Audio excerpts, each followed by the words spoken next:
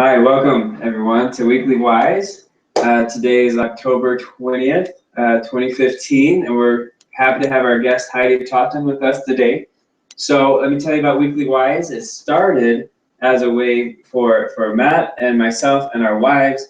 We wanted to share some of the wisdom that we've been gaining on our journey. We wanted to create a platform for people of different backgrounds to share what's meaningful to their hearts. And not only to give, nice messages, more importantly, to give people tools that they could use to better their lives in some way or another. And it's been great. It's been going on for several months. So that was originally how it started. We also wanted to have a meeting where we could share our business, which is the Strongbrook Mentoring Network, which Matt Parks will talk about later. And also we did a free cone day for Ben & Jerry's. We held it out here on the front lawn.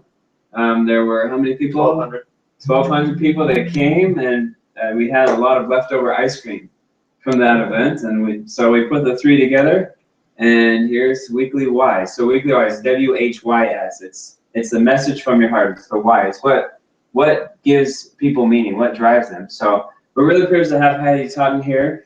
I first heard Heidi at an event where she was discussing how each person has a unique gift to give and how to bring that gift to light and how to share it with others. I also heard Heidi speak about merging homeschooling and business and how they can complement each other, work together. So I find Heidi very insightful and someone who lives her purpose, which is very, very encouraging. So we'll go ahead and turn the time over to Heidi. Hey.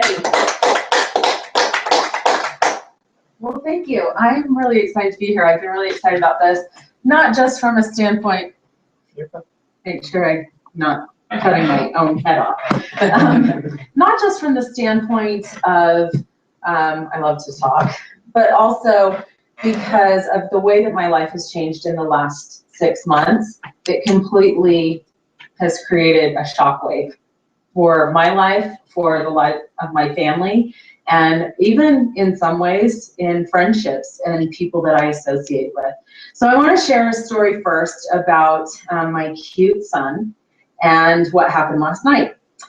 We were doing our family night and we were going to Emmanuel Kelly. Have you heard of Emmanuel Kelly? He was on X Factor.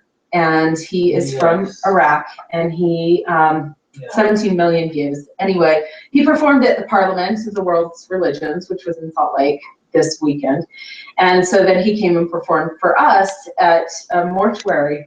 Ever been to a concert in a mortuary? That was a little interesting. And Abby Stevens, who's part of the network, opened for him. So we decided to go out for Thai food. We're sitting there talking, and my son turns to me, 12 years old, and he says, "How's work going, Mom?" Said, "Really?" It's great. He said, "Okay, you don't want to talk about work, clearly. How's the humanitarian work going?" And I said, "Oh, well, as you know, we're doing this poultry project." And I started talking to him about the poultry project that we're doing in Kenya. Now, when my son turns 12, he got about $110 for his birthday, which he wanted to apply to a Wii U. And he came in to me and he said, "So there's the chickens. So maybe I want to donate the money to the chickens, because maybe it will help these families. But I also want a Wii U. What should I do?" And I said, "Go pray about it." And so he said, "Okay, I'll let you know my answer by tomorrow."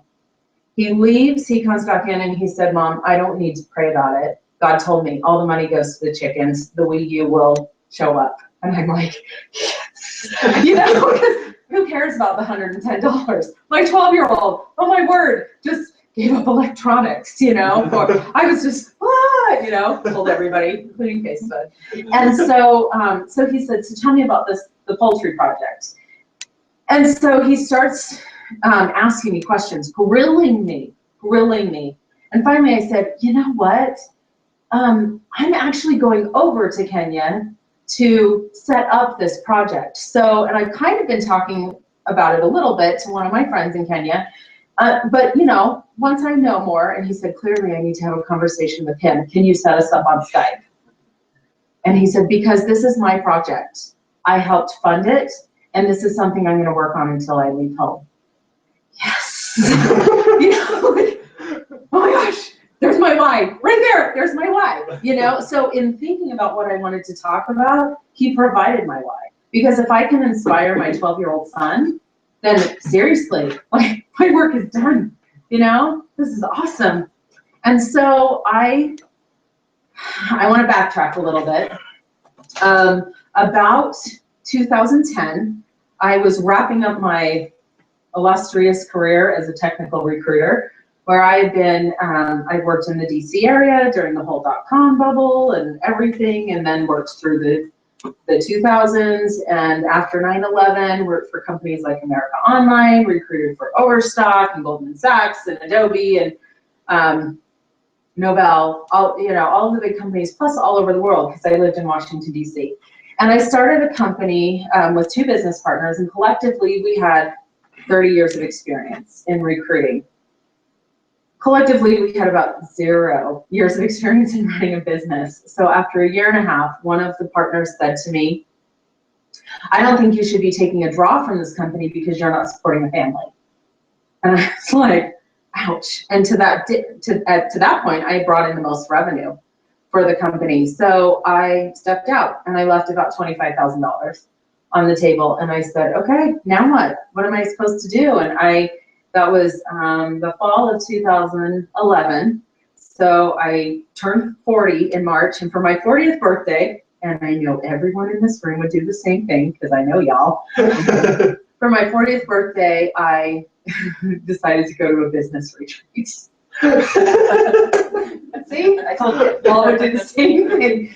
And I've done the same thing. you did the same thing. I was so excited. Oh my gosh. For my birthday present, I guess. Anyway, so I went to a business retreat, and what I realized was that I needed to learn business. I needed to learn the nuts and bolts of business. I never wanted to be in a situation where I wouldn't have the skills and the tools and the resources to be able to jump in and do any business that I wanted. So I started as a health coach. That was a little, what? Just because at the time I decided to embrace a plant-based diet, and I really loved chia seeds and sprouts, and so that was kind of my hobby at the time. So I thought, great, I'll teach people. I was awesome. Let me tell you, I developed the best program. It was a 12-week program, and it was $12 a month, and I got 3 people to sign up. I mean, it was a serious moneymaker, but it was a good training ground for what I wanted to do, and it helped me to recognize what types of programs I could develop and really realize, like, this is kind of cool. I actually have a lot of value to give.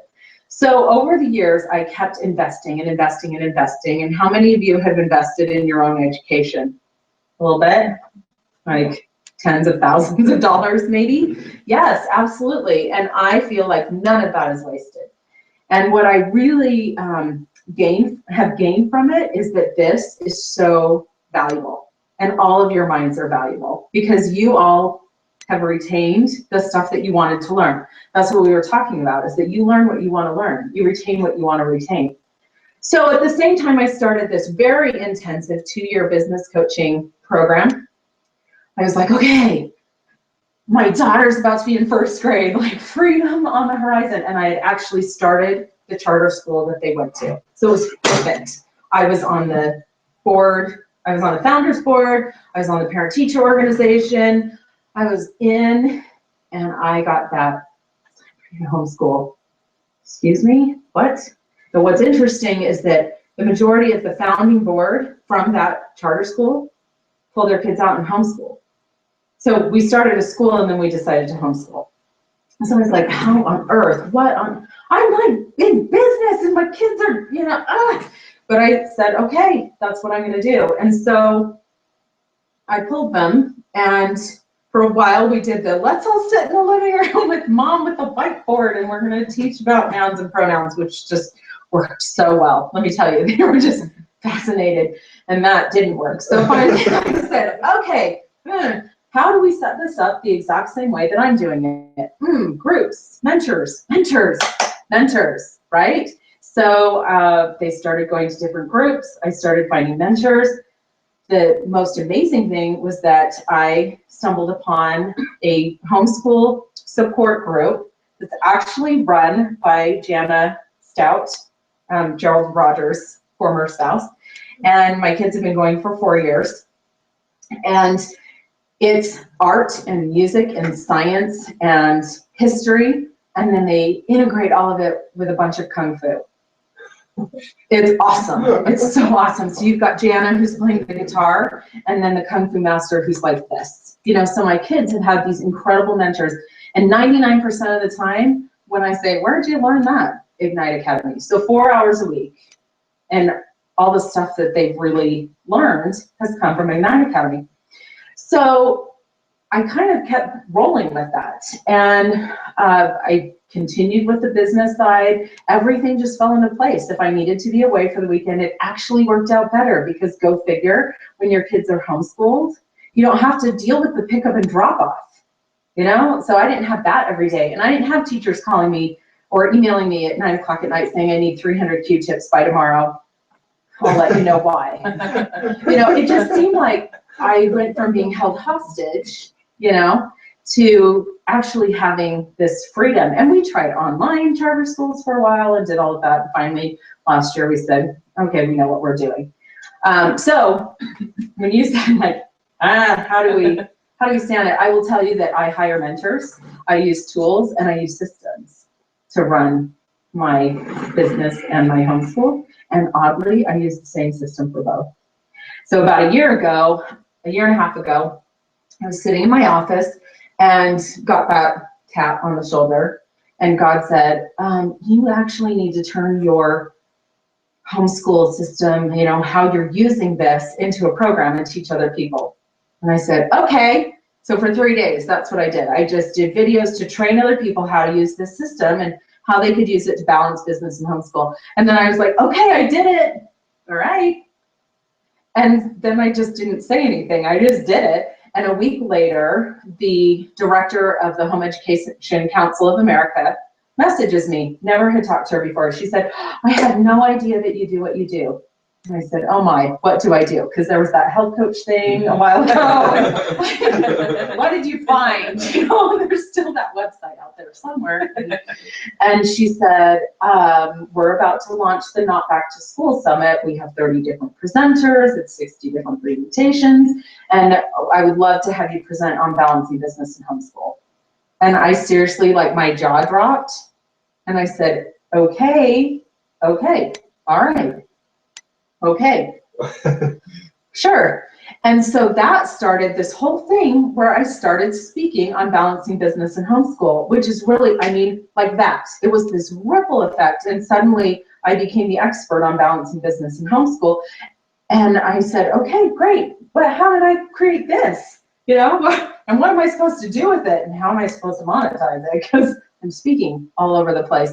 And then last fall, one of my clients who is pretty high profile said to me, he's in the National Speakers Association, he's a CSP, I mean, really high up there, travels all over, he's gone 200 days out of the year, and he said, I want you to write a book.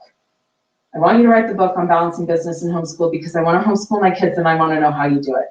And this was around Thanksgiving, and I said, I don't have a lot of time for that. So I'm going to Kenya in the spring, and he said, I'll mentor you. Send me a chapter, like every week, and I will edit it for you. And I was like, excuse me, I mean, seriously? He never does that, and I would have to pay someone how much money in our world to do that, especially with his schedule. True to his word.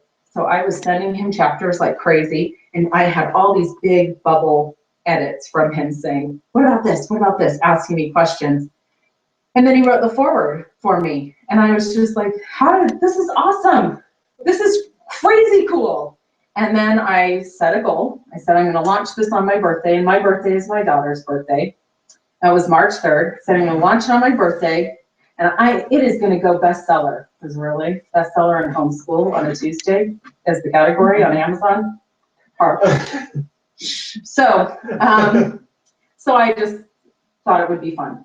It went bestseller. It hit #1 in 2 categories. One category I didn't even realize I had checked off. So that was kind of fun.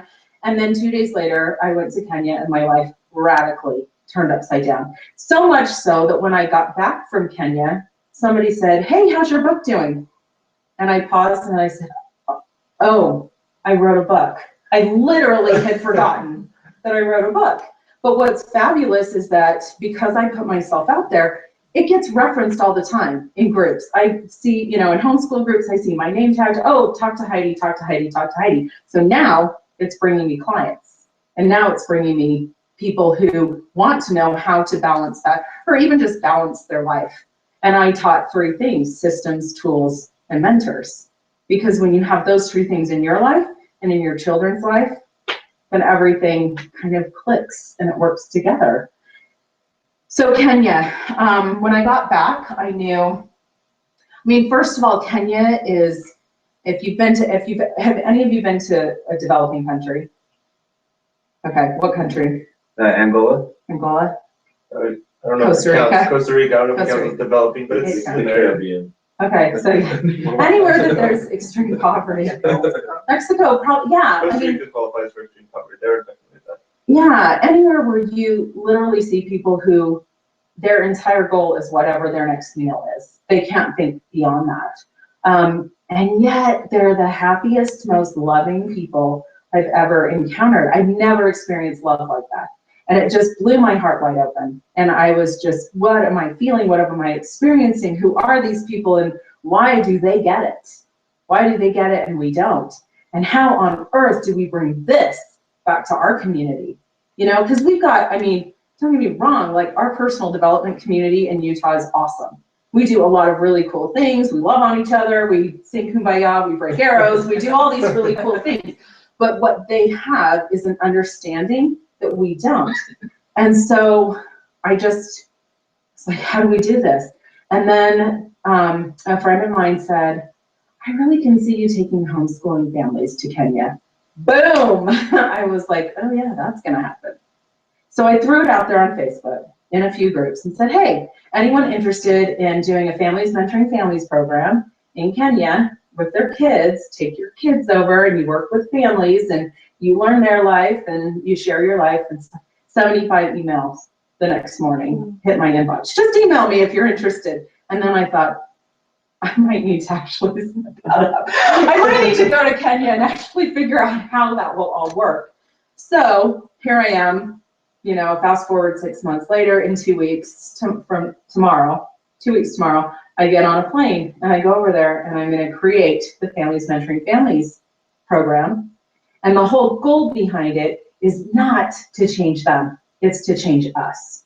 And so when I talk about changing you, what I'm talking about is what is it, I mean, we know that business is simply a vehicle for our own personal development, you know, because honestly, like we're not going to take if we make millions, we're not going to take it with us, but we're going to take the learning with us. And so I can go over there and I can share with them what I know, which that's the whole key, is that they say, we don't want what you have, we want what you know, because we want to share it with others. And that's what they do. If you share knowledge with them, they turn around and they're like, hey, have you heard of this? And to us, it can be so basic. It can be literally like the most basic personal development activity that we have possibly, you know, whatever, trust fall. And to them, it's huge because it's nothing that they've experienced and they just are so hungry. In fact, a dear, dear friend of mine who I chat with every day, because I have to go to bed before 10 p.m. because then I call it the Kenya Blitz. And all of the messages stop popping up. It's a 9-hour time difference. They've woken up. They're all, you know, Jumbo, good morning. I'm, oh my gosh, I got to go to bed. Or I'm up till 1 a.m. chatting with them. But I said to him, have you ever heard of the 5 love languages? And he said, no, teach me. That's what they say, teach me. So what value is it to bring people over there who we could teach them all day long, but what are we going to take with us? And how do we bring that back and implement it in our own community, right? So for me, the biggest thing that came out of it was one Sunday morning this past summer. I got out of the shower, I was getting ready for church, and I heard this voice say, go start a Facebook group called 100 Humanitarians, I'll tell you later. And I said, well, okay then. So I started a group and it started building. And it started building, and it kept building, and it kept building. And then I was approached by an organization that said, hey, we've got this tool called the 7 Pillars that teaches, you know, the pillars of love, trust, and cooperation versus the chains that hold us back. Not something that's complicated for us to learn. I mean, very foundational for anything that we've done, but perfect for them, perfect. And so we would love for you to join us and become the humanitarian arm of our organization, and let's teach the 7 pillars. And I said, cool, yeah, we can do that. Like, that's easy, you know, just integrate it. And so from there, it's just grown and expanded. Recently, and going back a little bit, I worked for an organization several years ago that one of their humanitarian purposes was to work with women in the Kibera slums, but I never really saw anything happening with that. And so when I went to Kenya in March, one of the women in the Kibera, that works with women in the Kibera slums, contacted me and said, hey, let's go to lunch. So I got to meet with her and talk to her about their objectives, getting women out of the slums by giving them microloans, helping them, because they, I mean, $25 can start a banana stand for them, which can have a ripple effect. And so recently we started implementing $5 Friday fundraisers, where we'll just pick a Friday, we'll say, everybody contribute $5, and it's going towards this cause. So there is a woman in the Kibera slums named Carolyn. She has 6 children. Her husband died, and so she didn't have support for their school fees. And so all of her kids, her 6 kids, were pulled from school. His family rejected her, her family rejected her. She just really had no way to support her family. So we did a $5 Friday fundraiser, raised $2,000 that I just sent over today. So it's going to pay for all of her kids' school fees, start a business, and then my friend Adele can mentor her in business. And then this poultry project that we're starting, people can then sell the eggs and they can pay for school fees, or they can pay for a goat and then pay, you know, sell the milk. So there's this whole ripple effect that our $5 are huge. Days for Girls, you've probably heard of Days for Girls. Have you heard of that? Okay, a lot of what you said, but I haven't heard of that one. Well, Days for Girls, sorry men in the room. Feminine hygiene products are very, very hard to come by. And disposable feminine hygiene products are not beneficial. Let's put it that way. They do not have garbage trucks that come to their house on Friday and take away the garbage. And so Days for Girls was started by a woman in Utah to create reusable sewn feminine hygiene kits. Now, if a girl in Kenya starts menstruating, she has to stay home and sit on a cardboard box if she doesn't have a way to take care of it until it's done. So every month she's missing several days, if not a full week of school. After a few years, is that even feasible? She gets further and further behind. She drops out of school. That's how they end up in the slums. They end up being sold into human trafficking and child prostitution. If they're in certain counties, they are circumcised and then married off. And there will be, you know, girls that are 17 years old with 4 children. And so Days for Girls was started because one kit is $5 and it can keep a girl in school for 3 more years. And that changes the education. I mean, that changes a whole generation because of that education. So we support Days for Girls as well. So all these little things that we thought, okay, you know, these are just small things, but what is the power? And what came to me with 100 Humanitarians was that the power of 100 people, now of course I want millions of humanitarians and it's great, but what is the power of 100 people to even give $5, right? $5 a week, $500 would pay for 100 girls to stay in school longer. That changes an entire generation, and it's $5 for us. That's so powerful. And so really, that's what God kept telling me was, what is the power of 100 people? What if 100 people are donating $100? This is a collaboration of entrepreneurs, which I know a few in this state. This is a collaboration of entrepreneurs that want to make a difference, that want to say, sure, I want to raise $500 in any given year. use it as a tax write-off and support this cause. And so, and it's obviously starting in Kenya, but we're supporting some local projects as well. We hope to expand into South America, you know, so this is something that we hope to see where it goes. And it really is just one step at a time. For me, when I think about it, I think about my friends in Kenya. I think about their faces.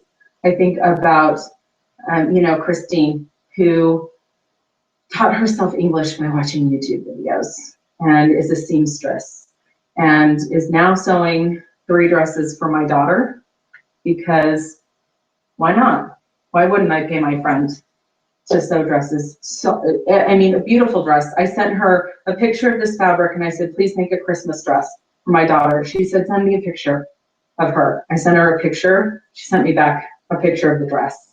It's beautiful. I mean, and so for me, it's about them and their stories and what it's done for my son and what it's done for my daughter, who actually thinks that she's Maasai. Yeah. And so in May, I'm taking families over, and I'm in 2 weeks, I'm starting the Families Mentoring Families program. In May, we're going to take the first group over. I already have that group so full that I'm trying to figure out how I can run concurrent groups. Marilyn Sorensen is moving over there. We literally, I think, would be able to fill a tour every single month with the number of people that want to go over and be a part of this, because when you collaborate and people can show up and they can experience their own why and their own passion, it will change the dynamic of our community here so much, because that heart wide open and that love, you just can't duplicate it. It's absolutely phenomenal. So I can't wait to take my kids and have them experience that and see how it changes them, which is the whole reason why I decided to homeschool in the first place, was what can we create? What experiences do we get to have in our family, and where do we get to go, and who do we get to impact? So that, my friends, is my why. It's what I get to see them experience, and it is how it's changed me from the inside out. When I got back, one of my friends said, pre-Kenya does not exist for you. You can never, ever go back to who you were, because you've had this 2-week experience. And I like to tell people it's 2 years worth of personal development experience in 2 weeks, and it will radically change your life. So, do you have any questions? Easy. Want to go? Yeah. So what's it cost for a family to go over, a family of 5? So one of the things that I really want to do is get a trip that's under 3,000, and I've been told per person, and I've been told that that's possible. So the way that I want to set it up is that you start it in the fall. So in September, you would start like with fundraising. You start getting trained on what Kenya is like, what projects you're going to work on, and then you have the year to fundraise for it, and then you go when school gets out, like either in May or June, and you take your kids over there. So it becomes a whole year project for your family. It would be unforgettable. So my kids know, and they're even, my daughter brought me her shoe and like a little sort of Gumby doll and said, I'm going to sell this for my trip. I'm like, maybe the Gumby doll, the shoe? Okay. But they started thinking. They're like, hey, Mom, can we make cookies and sell them in our Commonwealth group on Fridays? And that can go to Kenya. So they've started thinking of ways, because I told them, you get to help with this. There are so many ways that you can, I mean, even just offering to spray people's garbage cans out, like a 12-year-old boy can do that. I mean, they smell like a garbage can, right? Like, when was the last time you showered? Clearly you don't like girls yet. So, but I mean, I would totally pay a 12-year-old kid, $15, $20. Yeah, spray it out, have fun. Yeah. So there are different ways like that teaches them, plus interacting with the Kenyans. So on Skype or on Google Hangouts, Kenyans they've got a spear in one hand and a cell phone in the other. Well, Maasai have a spear in one hand and a cell phone in the other. And this is a Maasai blanket given to me by my friend David. And David lives on the Mara in dung hut. He lives in 2 different villages because he has 2 wives, 6 kids, just had a baby boy. And on this trip, we get to go to his baby boy's naming ceremony, which will be really special. So, in fact, I hope he's not watching this. Because, well, I hope he doesn't watch it, but he's on safari. Anyway, I said to Marilyn, so should I like go buy baby clothes? She's like, no. I'm like, well, what do I get for a baby naming ceremony? She's like, a goat. I said, like, are we gonna go to the goat store?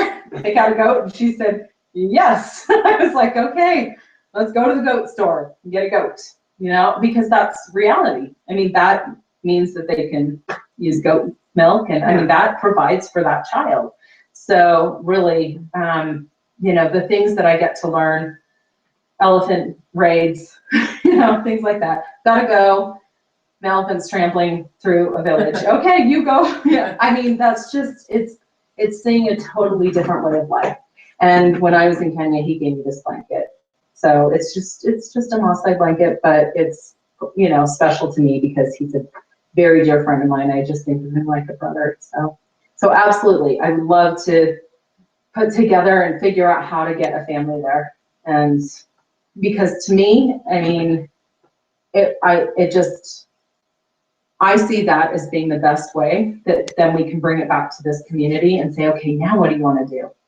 It might be local. It might be going back to Kenya. It might be somebody somewhere else, you know, but whatever your passion is for serving the world, because it's so fun. And the crazy thing is that the more I give with 100 Humanitarians, the more time I give, the more my business has just exploded. I'm like, wow, that's a nice side benefit, you know, because people are saying, oh, well, okay, I see you do this, but what do you do otherwise?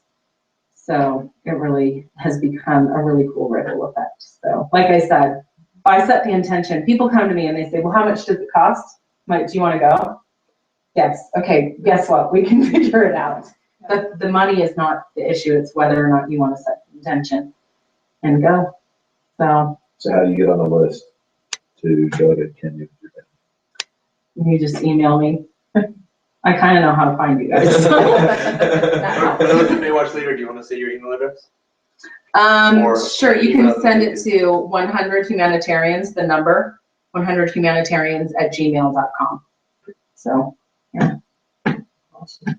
And I would love to take everything. So why is it 2 years worth of self-development? You are fully present, you know? Phones, you use it for recording. Yeah. Mostly, and pictures, but they're, you know, I mean, now I had better service than anyone else because I had T-Mobile, and we slept one night in a dung hut out at a cultural center on the Masai Mara, and at 2 a.m, I was messaging with my husband, and I said, just so you know, I'm in a dung hut somewhere on the planet, and I would not even be able to begin to tell you how to find me. So, but there are spiders. So that, you know, I mean, it was really out in the middle, a dung hut, yeah. But it was a fancy dung hut. So they had like, the dung huts that they live in are very different than the dung hut. It was kind of like a dung hut for tourists who want to have that experience versus, I have been invited to actually stay with some of my friends' families in a real, you know, manada. They cook their fires. I mean, they have their fires in the manada, and they sleep more on pallets. We slept on mattresses with blankets and stuff like that. But yeah, it's elephant dung, and it's the way that the villages are set up. It is in a circle, and they have like sticks and all sorts of like, you know, barriers around it. So there will be a few openings in between houses, and then like a fence. And they, you know, barricade it at night, bring in their animals. They have a space in their house that the animals come in. And when we went on a tour of the manada, I mean, it's pitch black. I'm like with my headlamp, you know, no light at all whatsoever, just little tiny windows. And so at night, the Maasai warriors they're warriors until they're about early 30s, and then they become elders, but they're responsible for guarding the village from lions and elephants. And the elephants come down from the mountains and graze at night, so everybody is in before dark and protected. So there might be 100 people that live in a village.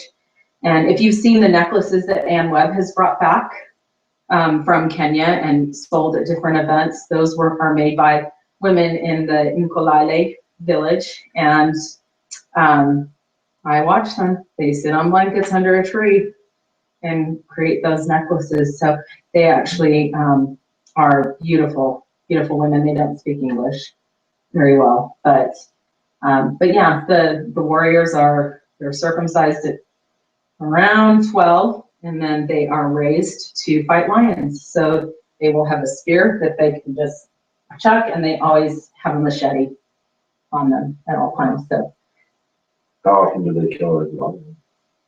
they'll tell you that they kill a lion a lot more often than they actually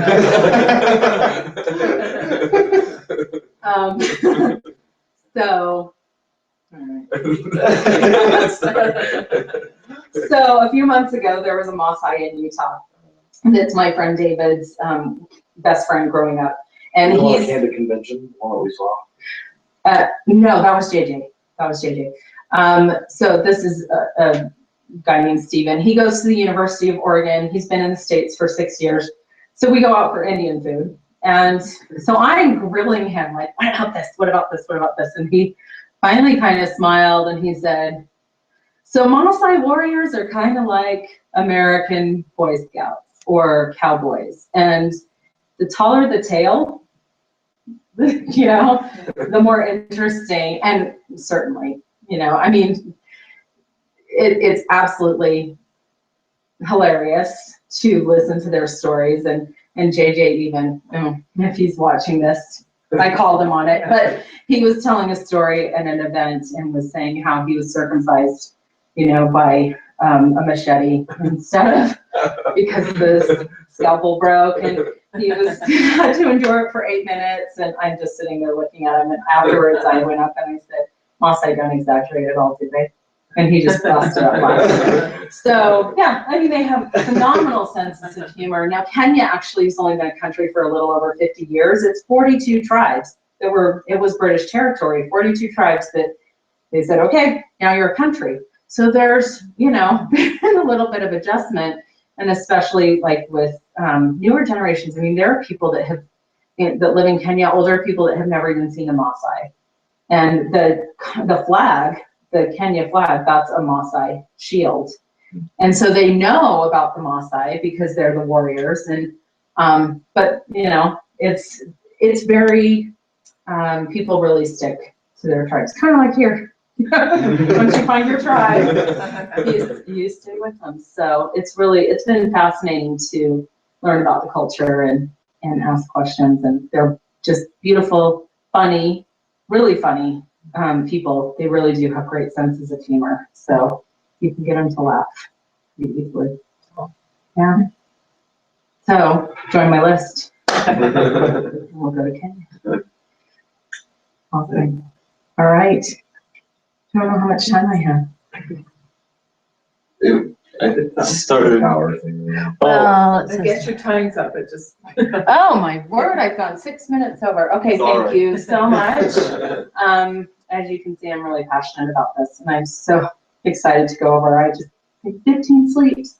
So, you know, I'm friends with all of you on Facebook, so that's awesome. So just watch for pictures and you'll see all the fun stuff. And if you want to join our 100 Humanitarians group, then just let me know after this. I can add you. There's no, it's just simply, here's what we're working on. And when we do $5 fundraisers, you know, if you feel compelled to donate, $5. So, you know, a little goes a long way. So thank you. Awesome.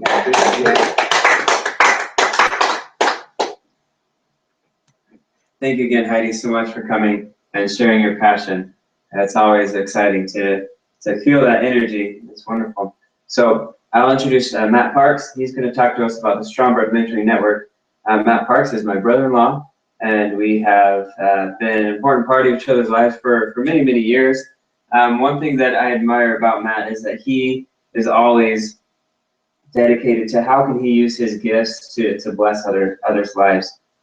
He's dedicated on bettering himself, becoming the best man he can be, the best husband, the best father he can be in all areas of life. And I respect him very highly. So here he is, Matt Parker. Thank you, Heidi. That pulled at the heartstrings a little bit.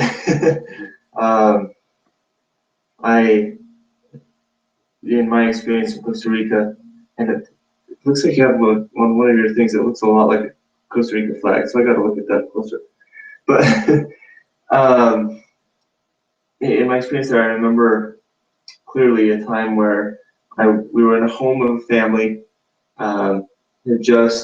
They invited us in. We knocked on their door. They invited us in as missionaries to share a message with them, and they had just sat down to eat, and they said, "Oh, we're eating, but we don't." They weren't in a spot. They didn't have enough to share, and they weren't really inviting us. Point was, we showed up, and what I saw was two teenage boys fighting, and after a little bit of figuring it out, they were fighting over 1 grain of rice. One kid took 1 grain from the other kid of rice, and they were fighting over that. And I just thought, what in the world?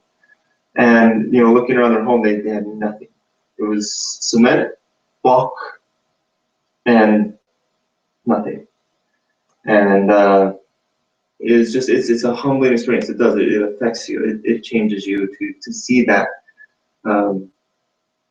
And similar circumstances. So that just, I don't know, you just brought all sorts of nostalgia back up for me, and the meaning that comes from really connecting with humanity, really seeing people past the facades that we have, especially I feel like here in the United States, where so many things matter, first world problems, so to speak, that just aren't relevant to who we are as people.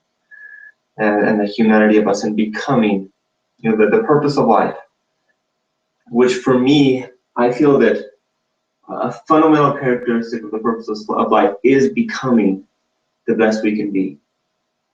In our sphere, in who we are, learning to see ourselves and love ourselves as people, see others the same way, and just have that clarity of purpose, clarity of intention. So in that vein, in that context, there's, Heidi, you talked about systems, tools, and mentors. Thank you. One tool that I'd like to mention, and this is a free gift for all, is an app. It's called, if you go to your app store, look it up, you can do it right now. It's called Strongbrook. Just go to your app store, look it up on your phone, and search for Strongbrook. And in searching for that, you'll have an app come out, and you can go ahead and start downloading it.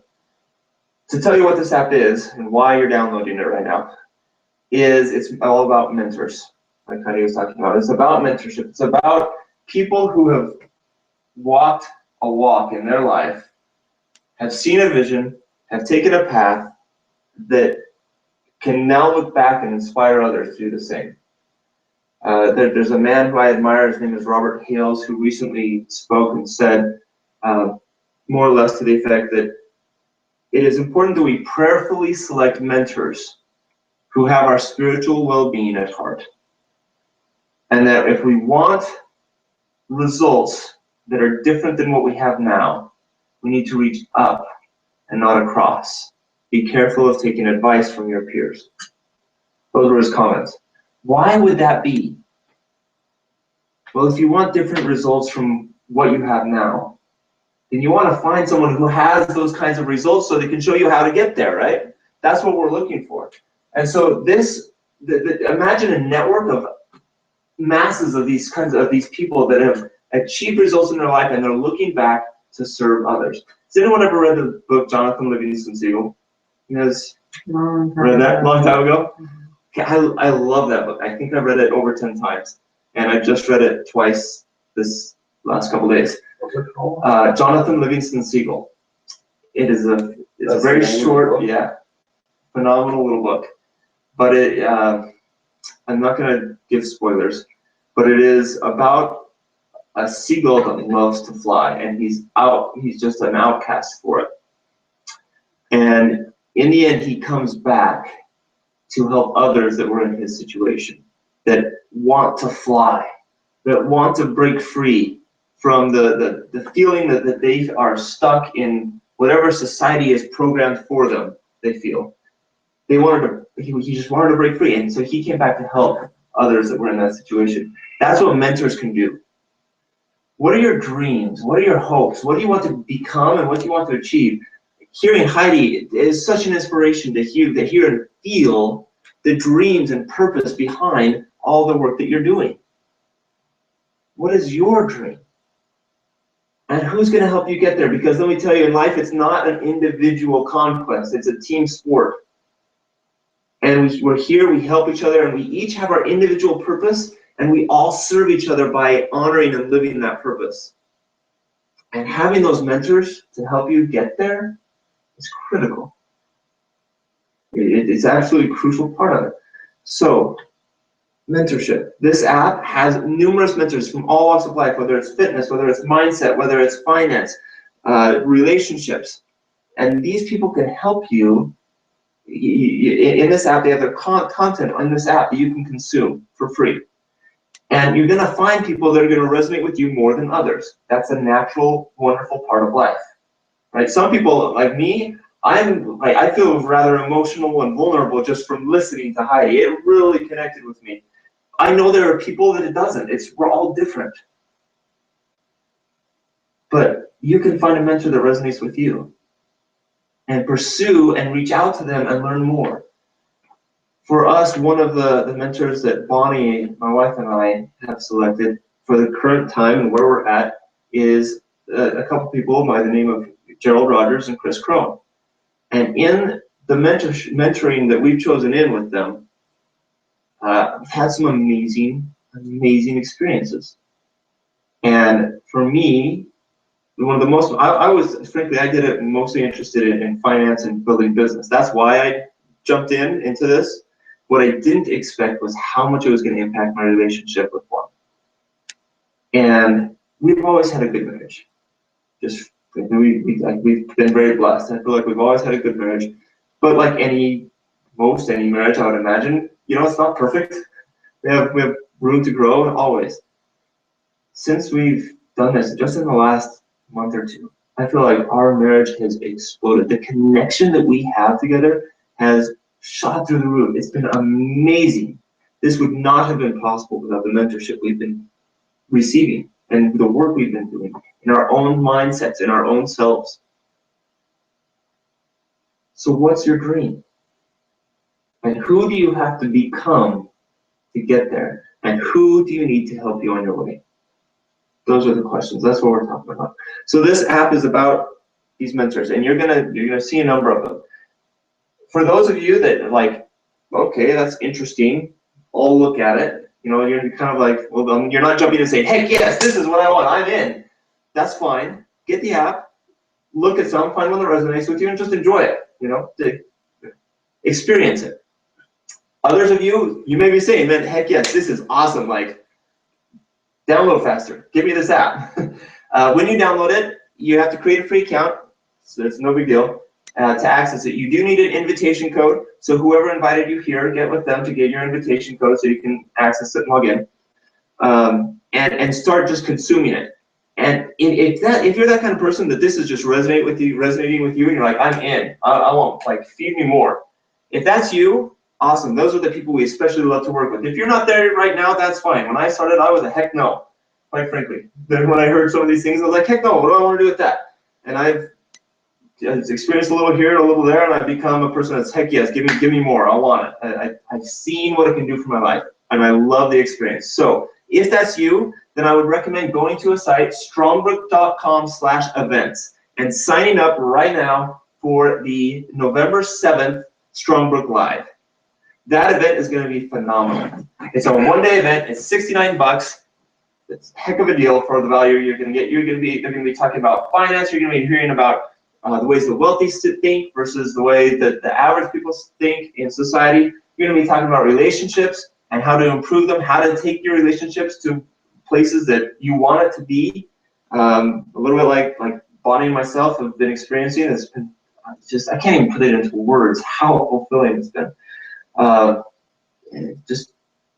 I'm not going to go into it right now. I don't have the time for this space, but I'm happy to talk about it because I'm bursting with it.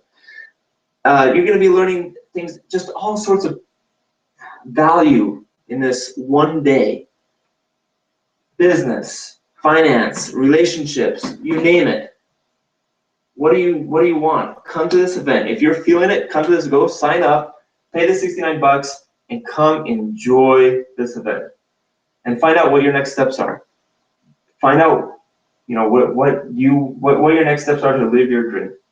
So with that, thank you so much. Appreciate it, Brian. Would you grab the? Yep. As we have one last thing that we like to do at the end of Weekly Wise each time. We're going to bring Heidi back up. Come on up. As mentioned at the beginning, we love one of my things that I love is ice cream. I have a little bit of a love for ice cream. That may or may not be an understatement. The number one person in his cell phone for speed dial is Ben and Barry. I may or may not be on first name basis with some people in Vermont. Mine So too, but they don't work for Ben and Barry. So she loves chocolate and peanut butter together. So this ice cream is peanut butter fudge core. It's chocolate and peanut butter ice creams with mini peanut butter cups and a peanut butter fudge core right down the middle of it. So just like there's technology unboxings, when a new gadget comes out, we like to do an ice cream unboxing. And I love how it's called core, as if it helps your core in any way. Like afterwards, you need to do core work. Yeah. Chia seeds. Yeah. Keep saying that. it's got right down the middle of it. It's this chocolate peanut butter, yummy deliciousness. And hey, I tell people, and you'll laugh, but I'm not kidding. It's how I keep my girlish figures with this ice cream. It's all it helps. It's all I believe, right? So for those that are online, you want to come next time live so you can enjoy some of this. Isn't that cool? And that's the yumminess. And so for you, enjoy. Thank you so much for being here. Gumbo. Jumbo. Asante Sana, well, I mean, if you watch The Lion King. Jumbo, isn't that Swahili? Is that what? Jumbo is hello. Asante Sana is thank you. And thank you very much in Swahili. Ashe Oleng is thank you very much in Maasai. And that's the extent of what I know. I know one phrase from a song from a long time ago, and I probably don't even pronounce it right. So. Or Hakuna Matata, we all know that song, right? No worries. It really does mean no worries. Does it? Mm-hmm. Cool. Awesome. They don't say it very much. Thank you very much. Next week, again, right here, Weekly Wise, it's 8 o'clock always. And we have Kara Brandt. Thank you. Her last name left me for a second. Kara Brandt. And she is Stephen Palmer's sister, for people who know Stephen Palmer. She is thrilling to listen to. I'm very excited to have her come. And so bring friends, come again, get some more ice cream, and another inspiring message. So with that, thanks till next week.